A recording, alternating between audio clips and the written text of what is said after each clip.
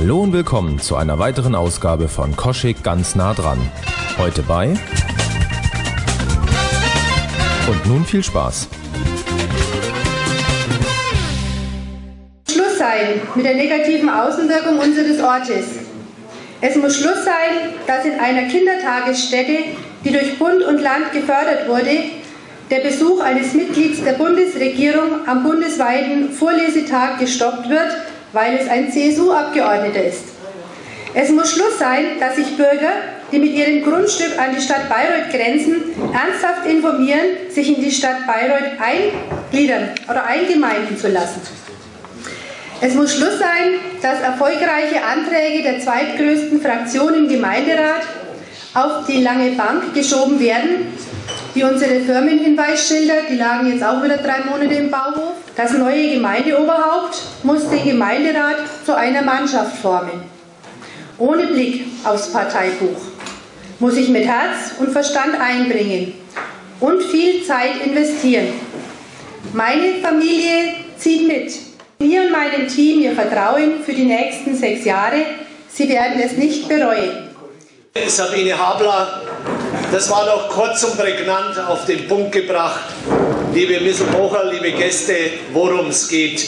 Ja, lieber Hans-Peter Friedrich, lieber Hartmut Koschek, liebe Mitstreiter und Kämpfer, jetzt auf der Zielgeraden bei dieser Abschlussveranstaltung hier im Sportheim in Misselboch möchte ich herzlich Dankeschön sagen. Dankeschön für einen engagierten Wahlkampf, auch wenn wir noch nicht ganz am Ziel sind.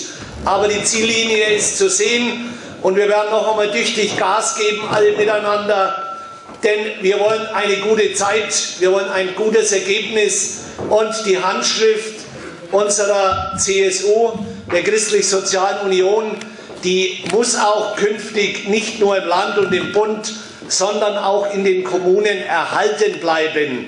Ich habe mich sehr gefreut, dass diese Veranstaltung heute mit einem Gottesdienst begonnen wurde und einige doch mit dabei waren, dass wir unser C also nicht nur im Namen tragen, sondern auch leben. Zusammensaßen im Bezirksvorstand haben wir uns 2 Dinge vorgenommen für die Christlich-Soziale Union hier in Oberfranken. Nämlich, dass wir haben gesagt, wir wollen erstens die kommunale Basis weiter stark halten, weil kommunale Basis, das ist das, was unsere Partei stark macht. Das ist das, was die Grundlage auch für unseren politischen Erfolg auf anderen Ebenen ist. Und zweitens, wir wollen dafür sorgen, dass die CSU eine Partei der Frauen ist. Und ich glaube, beides ist innerhalb kürzester Zeit gelungen. Dass unsere Pionierinnen, wenn ich mal so sagen darf, und Anneliese Fischer ist ja da, als eine der Urgesteine der CSU-Frauenpolitik, wenn ich mal so sagen darf. Ich glaube, das trifft auch für Gudrun Brendel-Fischer zu. Es war, glaube ich, ganz wichtig, dass man diesen wichtigen Aufschlag macht und der Hartmut ist ja schon gerühmt worden als einer, der die Frauen immer gefördert hat, weil wir, glaube ich, alle gemeinsam festgestellt haben, wenn Frauen einziehen in die Gemeindeparlamente, wenn sie in den Ortsverbänden tätig sind, dann werden andere Blickwinkel auch geöffnet auf viele Bereiche, die in unserem Leben wichtig sind und deswegen habe ich auch der Sabine gesagt, also wenn du antrittst, liebe Sabine, dann werde ich in deinen Wahlkampf kommen.